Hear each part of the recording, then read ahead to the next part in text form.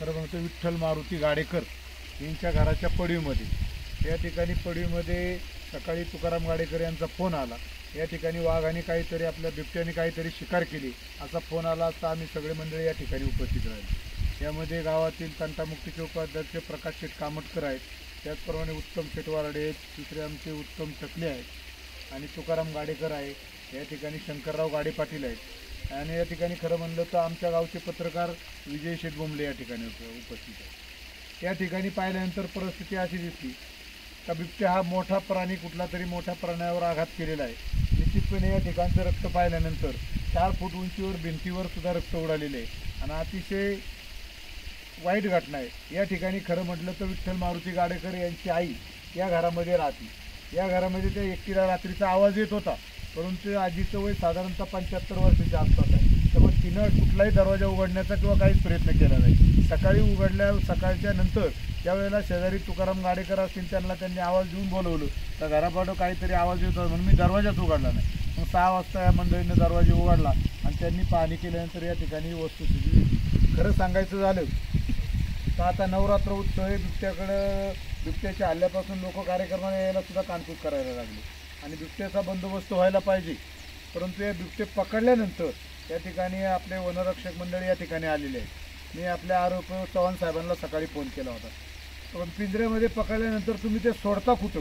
आमच्या गावामधील अशी चर्चा आहे का लोकांनी पाहिलेलं पण आहे. एक मागच्या 2 महिन्या 3 महिन्यापूर्वी या ठिकाणी वड्यामध्ये तुम्ही आणून बिबटे सोडलेले असं प्राथमिक अंदाज किंवा कार्यकर्त्यांनी, लहान मुलांनी किंवा इथल्या शेतकऱ्यांनी पाहिलेली घटना आहे. त्याच्यामुळं पिंजऱ्यातून पकडले काय आणि इथं आणून सोडले काय, आम्हाला त्याच्यापासून काहीचा जो धोका आहे तो निश्चित आहे. या ठिकाणी या भागातून शाळेत जाणारी मुलं, मॅडम रस्त्याने जाताना ओढा आहे, शाळेत जाणारी मुलंसुद्धा भयभीत आहेत. संध्याकाळी येणाऱ्या महिला कार्यक्रमाला येत नाही. निश्चितपणे बिबट्याचा बंदोबस्त करायचा असेल तर या ठिकाणी पिंजरा लावला पाहिजे. पिंजरा लावल्यानंतर ते कुठं सोडता याची माहिती दिली पाहिजे. आणि आमचं असं मत आहे का या ठिकाणी बिबट्याने ज्या वेळेला त्या मनुष्यावर हल्ला केला, 2 दिवसापूर्वी आपण तुमच्या ज्या ठिकाणी लहान मुलाला त्या ठिकाणी बिबट्याने हल्ला केला, बिबट्या त्यांच्या घराच्या पडीमध्ये येऊन जर बिबट्यावर हल्ला करतो आणि त्या बिबट्याला मारायला शासन परवानगी देत नाही. शासनाने सुद्धा माझी एक विनंती आहे का बिबट्या तुमच्या जंगलामध्ये असेल, त्या बिबट्याची कोणी शिकार केली त्याच्यावर निश्चितपणे कारवाई केली पाहिजे. पण बिबट्या आमच्या क्षेत्रामध्ये, आमच्या शेतामध्ये, आमच्या घरामध्ये आला तर आम्हाला बिबट्या मारण्याची परवानगी मिळाली पाहिजे. कारण बिबट्या आमच्या समोर येतो, तो आमच्या माणसाला खातोय पण आम्ही त्याला मारू शकत नाही. हा कुठला शासनाचा निर्णय? आम्ही शासनाला या ठिकाणी विनंती करतो का तुम्ही जुन्नर तालुक्यापुरता निश्चितपणे या ठिकाणी हा निर्णय करावा लागेल. आणि कालच ज्या ठिकाणी आमदार साहेब असतील, आशाताई बुचके असतील, अतुलशेठ बेनके असतील, यांची त्या ठिकाणी मिटिंग झालेली. निश्चितपणे त्या मिटिंगमध्ये सुद्धा निर्णय घेण्यात आलेला आहे का आम्ही 30 तारखेला पुन्हा सर्वपक्षीय मिटिंग घेणार आहोत आणि त्या मिटिंगच्या नंतर आपण जुन्नर तालुका बंद करणार आहोत. आणि त्यामुळे प्रशासनाला त्या ठिकाणी शासनाला जाग आली पाहिजे.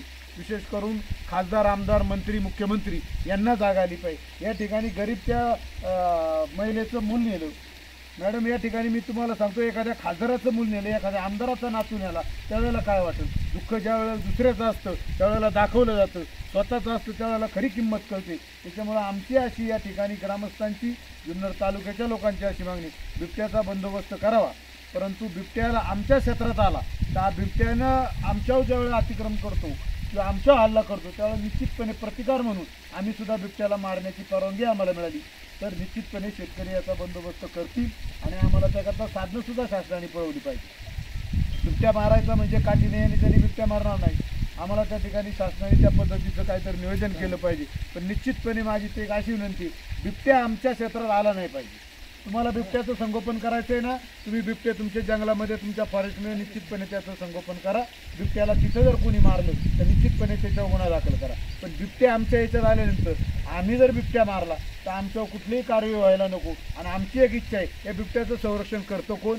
तर तुमचे वन अधिकारी करतात. निश्चितपणे आमचा त्या माईचा मुलगा गेलाय, त्यांचा गुन्हा दाखल कुणावर केला पाहिजे? बिबट्याचं संरक्षण करणाऱ्यावर केला पाहिजे. त्यामुळे आमचा परिस्थिती संरक्षण करणाऱ्यावर या ठिकाणी त्यांच्यावर गुन्हा दाखल झाला पाहिजे. आम्ही बिबट्यावर गुन्हा दाखल कसा करणार? बिबट्याचं संरक्षण तुम्ही करता आणि आम्ही आमच्या घराच्या मुलाबाळांचं संरक्षण करतो. त्यामुळे निश्चितपणे याच्यावर कारवाई झाली पाहिजे आणि आज उद्या या ठिकाणी पिंजरे लावले पाहिजेत अशी आपल्याला विनंती करतो.